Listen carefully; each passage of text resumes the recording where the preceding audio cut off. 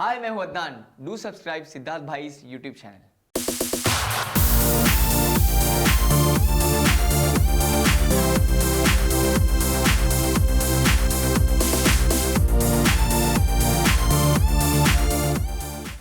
28 साल का लड़का जो अब इतना शोहरत देख चुका है, एक मूवमेंट स्टार्ट कर रहा है, एक एनजीओ का। मैंने सुना है कि वो एनजीओ में तुम खुद अपने पैसे डाल रहे हो, बट ये एनजीओ का थॉट प्रोसेस कहां से आया है? ये स्टार्टिंग से ही था कि जब लोगों के वजह से इतना कुछ बन गया हूँ मैं, तो एक कुछ गिव बैक करने का भी एक टाइम आता है। तो मुझे लगता है कि अब वो टाइम आ गया है, जब लोगों ने मेरे लिए इतना कुछ किया है तो अब मुझे भी कुछ लोगों को देना चाहिए। तो लोगों ने तो मुझे स्टार बना दिया, मेरी तो लाइफस्टाइल चेंज हो गई। मैं धारावी से यहाँ मेरी फैमिली को लेके आ गया, अच्छी बड़ी गाड़ी में घूम रहा हूँ, तो पूरी मेरी लाइफस्टाइल चेंज हो गई है। तो अब मैं सोच रहा हूँ कि क्यों ना, मेरी लाइफस्टाइल तो चेंज हो गई है पर अब मैं इतना तो हो गया हूँ कैपेबल कि अगर कुछ इनिशिएटिव स्टार्ट करके मैं लोगों की हेल्प करूँ। तो वो थॉट प्रोसेस था और बहुत पहले से थिंकिंग थी, अभी फाइनली इम्प्लीमेंट हो गया है। इस एनजीओ के लिए इसलिए तुमने खड़ा किया क्योंकि तुमने भी अपनी जिंदगी में बहुत सारे हार्डशिप्स देखे हैं, बहुत सारी कठिनाई देखी है, इसलिए? मेरी जो पूरी जर्नी का जो सबसे स्पेशल पार्ट है वो है 2014 का रमज़ान। वो पूरी मेरी लाइफ एक तरफ और वो जो एक महीने थे रमज़ान के वो एक तरफ, वो भूले नहीं आते। उस एक महीने में थोड़े टाइम पहले मेरे पास बाइक थी, दो बाइक थी। एक बाइक मेरे पास रहती थी, एक बाइक दोस्त लोग के पास रहती थी। फिर वो टाइम ऐसा आया कि दोनों बाइक मैं बेच दिया और अब मुझे वापस से बाइक चाहिए थी और घर से मैं पैसे नहीं लेता था। जब से मैं 18 टर्न हुआ तब से मैं घर से पैसे लेना बंद कर दिया। जो भी और जो भी मेरे पॉकेट मनी थी, खर्चे मेरे जो बेसिक नीड्स के, मैं खुद करता था। तो मैं सोचा मैं फ्रूट्स बेचता हूँ। तो जहाँ पे लोग मुझे जानते हैं, मुझे मिलते हैं, आके सलाम करते हैं, मेरी खुद की रेस्टोरेंट है और अच्छी खासी प्रॉपर्टी है अल्हम्दुलिल्लाह। पर फिर भी इतनी प्रॉपर्टी और इतना सब होने के बावजूद मैं रोड पे खड़े होकर 30 रुपये डजन वो टाइम पे केला बेचता था। और उसके बाद में लास्ट के जो 15 दिन थे उसमें मैं कुर्ते पैजामे का भी स्टॉल लगाया हूँ।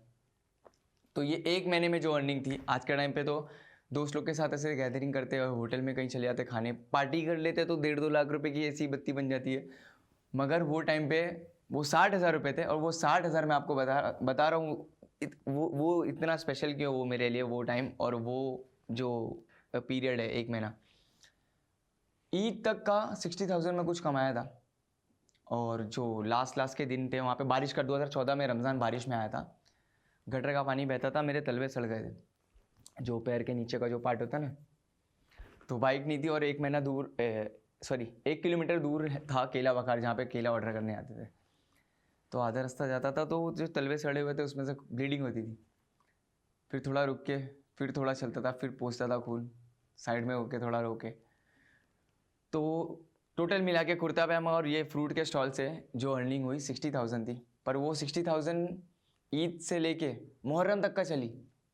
और ऐसा नहीं कि मैं खर्चे नहीं करता था, वो 60,000 को मैं पूरे ख़ानदान में सबको ईदी बांटा, सबको, भाई बहन मम्मी डैडी सबके लिए एक एक जोड़ी कपड़े, मम्मी के लिए 2 जोड़ी, और सबके लिए किया। इतना सब करने के बाद दोस्तों को पार्टी दिया, खुद के लिए पल्सर 150 बाइक खरीदा 14,000 की।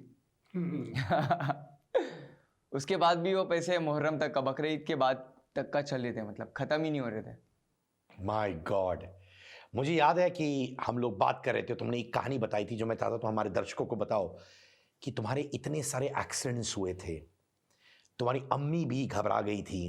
सुना है कि माने एक बिस्तर तुम्हारे लिए बना था साइन अस्पताल में, माने हर 10 दिन अदनान भाई को वहां लेटना ही है। क्या था, माने करते क्या थे भाई तुम?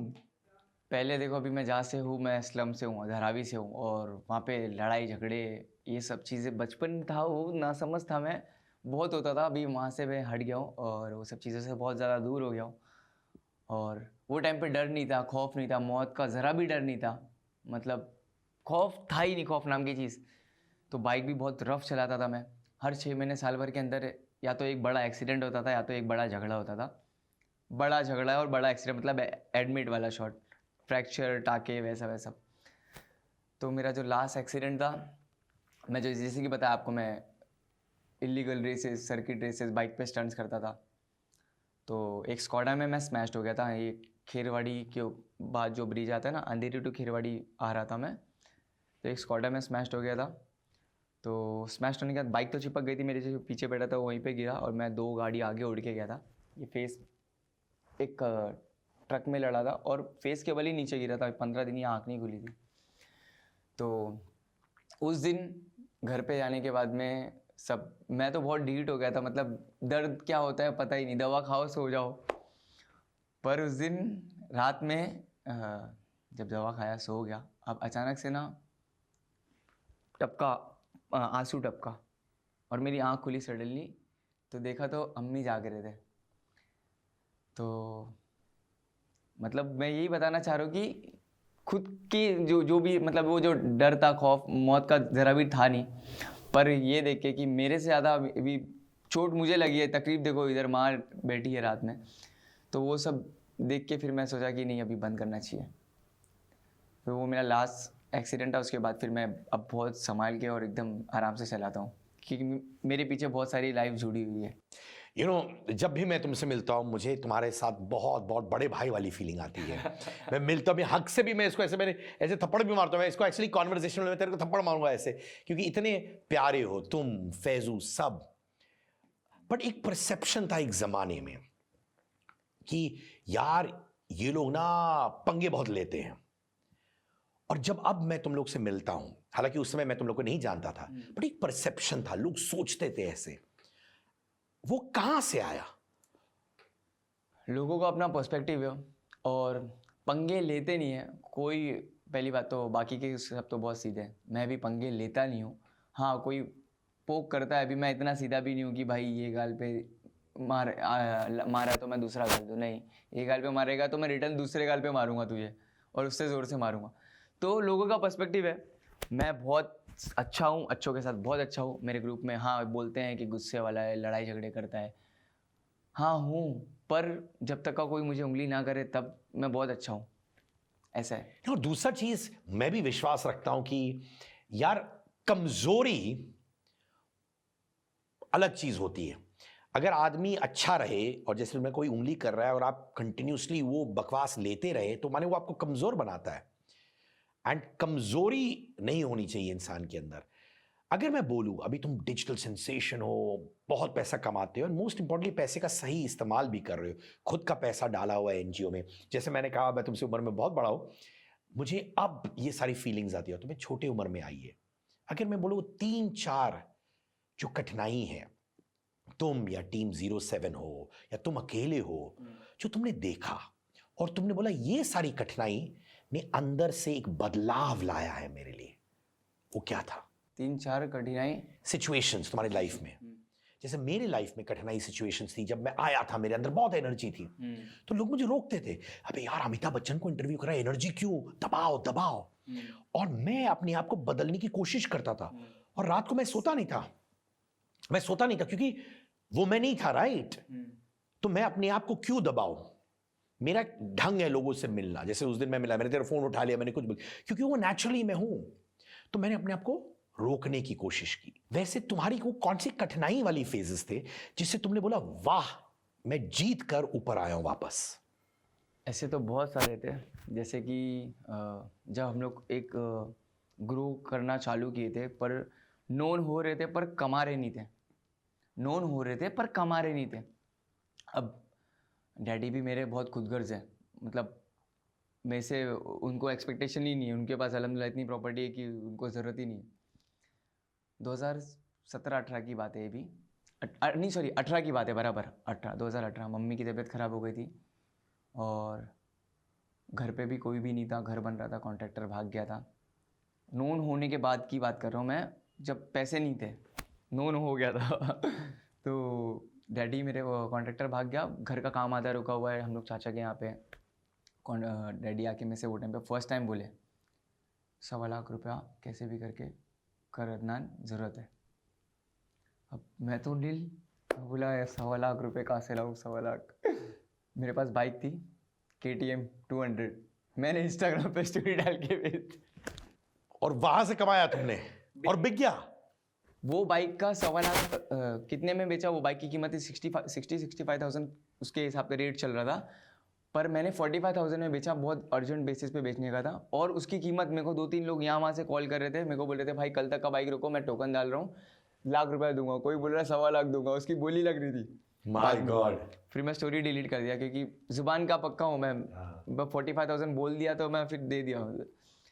फिर वो टाइम पे कुछ दोस्त लोग से एक्सपेक्टेशन थी, तो जिन लोग के लिए मैं खड़ा था, पर वो टाइम पे वो कुछ भी काम नहीं है, जिन लोग के लिए मैं खड़ा रहा, जिन लोग से नहीं उम्मीद थी, वो कोई 20, कोई 10, कोई 20, ऐसे करते करते मैंने 1.25 लाख लेके दिया।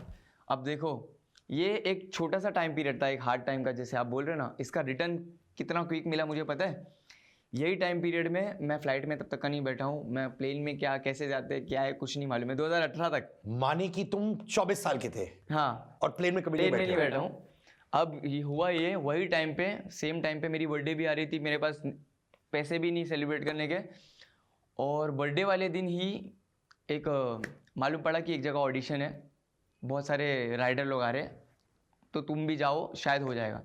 अब मैं फैसू को कॉल किया, फैसू बिजी था, सद्दू को लिया, सद्दू को लेके गया, मैं बोला भाई मेरा नहीं हुए तो फैसू का है, फैसू को नहीं तो सद्दू का है, पर किसी का तो होए, मेरा ये थिंकिंग थी कि अपने वाले का ही किसी का होए।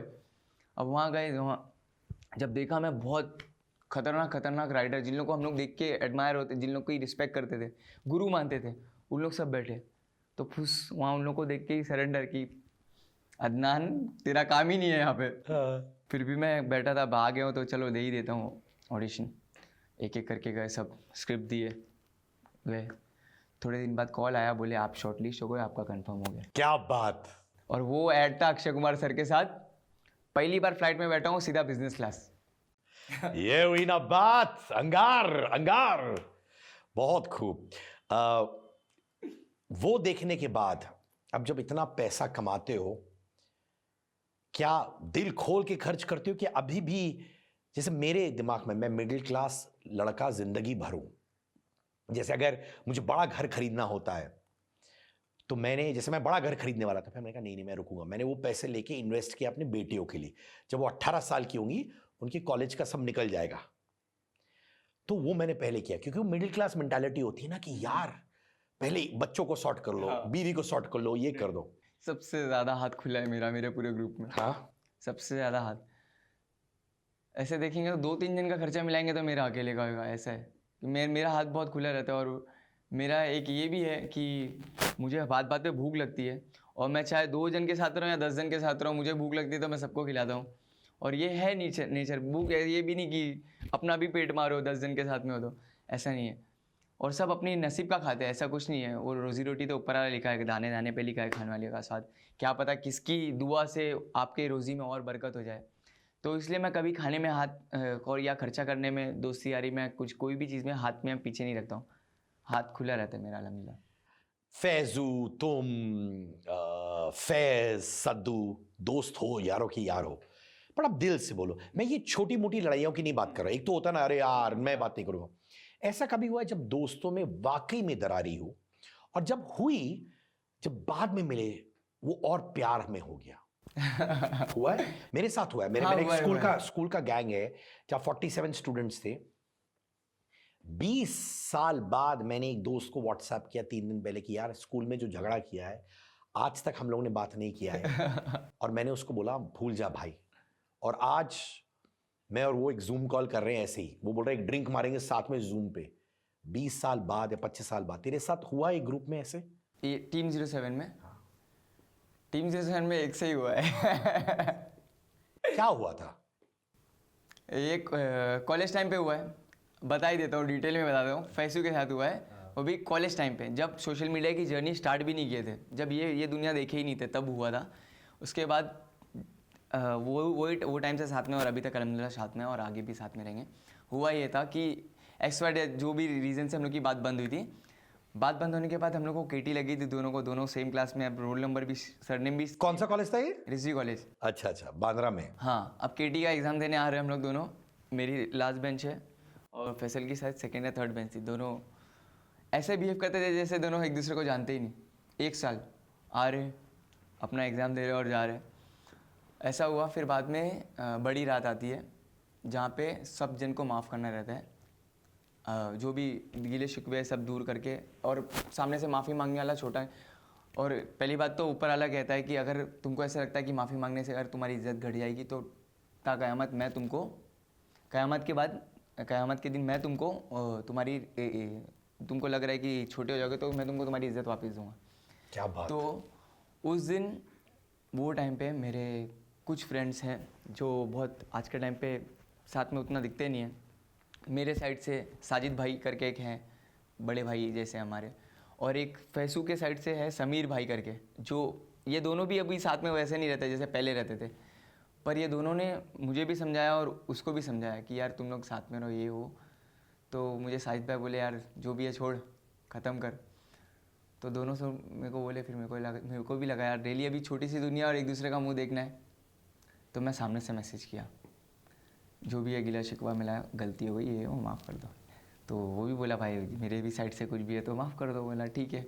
फिर उसी दिन एक्साइटेड होके मिलने आया वो, पर वो टाइम पे मैं था नहीं, मैं कहीं तो बाहर था। फिर उसके नेक्स्ट डे हम लोग मिले, उसके बाद से जो मिले फिर अभी तक मिल ही रहे हम लोग, अल्हम्दुलिल्लाह। क्या बात है। क्या वो भी सक्सेसफुल है, तुम भी सक्सेसफुल हो, कहीं दोनों बदले हो? नहीं, नहीं। बदलना तो पड़ता है वक्त के साथ, और अगर नहीं भी बदले तो फिर अभी वही रह जाते। तो वक्त के साथ और जैसे जैसे लाइफ में सिचुएशन आ रही है, कुछ ना कुछ सीख मिल रही है और उसके बाद बदलना पड़ रहा है। जैसे मैं बहुत ज़्यादा ईज़िली बहुत ज़्यादा घुल मिल जाता था बहुत सारी, और ये चीज़ों की वजह से बहुत सारी प्रॉब्लम्स भी हुई। तो अभी मैं बहुत ज़्यादा सिलेक्टिव हो गया हूँ और कोशिश करता हूँ मैं कि अभी नहीं करूँ उतना ज़्यादा घुलूँ मिलूँ नहीं, क्योंकि उसके वजह से भी प्रॉब्लम होती है, लोग तुम्हारा गलत फ़ायदा उठाते हैं। तो कहीं भरोसा लोगों पे टूट गया था? टूट गया है, टूट गया है। अच्छा, तो माने अब जो अदनान खुल के बोलता है बरादर क्या है, वो सब सोचना पड़ता है, राइट? हाँ, पर वो तो माने तुम अपने आप को दबा रहे हो। नहीं नहीं नहीं, मैं जो लोग पे भरोसा करता हूँ, जो मेरे साथ में है, जो एकदम ट्रस्टवर्दी है, मैं उन लोग के साथ घुलूँ मिलूँगा। ऐसे कोई भी वो टाइम पे क्या हो रहा था कि जैसे जैसे ग्रो कर रहे थे बहुत सारे लोग आ जा रहे थे, तो हम लोग सबको एंटरटेन कर रहे हैं, कोई भी आके साथ में रह रहा है। तो अभी वो सब चीज़ों में बहुत सिलेक्टिव, परख नहीं थी हम लोग को पहचानने की कौन हम लोग का सही में वेल विशर है या कौन। ऐसे भी हुआ है कि जो साथ में रहने के बाद बोले कि अरे ये अदनान तो मेरा भाई है, मेरे सगे भाई से बढ़ के, बाद में पीछे से अदनान को तो ये केस में अटकाना है, अदनान को ये करना है, वो करना है। तो ऐसा सब भी हुआ है। और सो कॉल्ड बड़े भाई रहने वाले लोग ही देखे हम लोग ने। तो होता है, जो भी होता है अच्छे के लिए होता है, और अच्छा हुआ टाइम पे असली चेहरा सामने आ गया।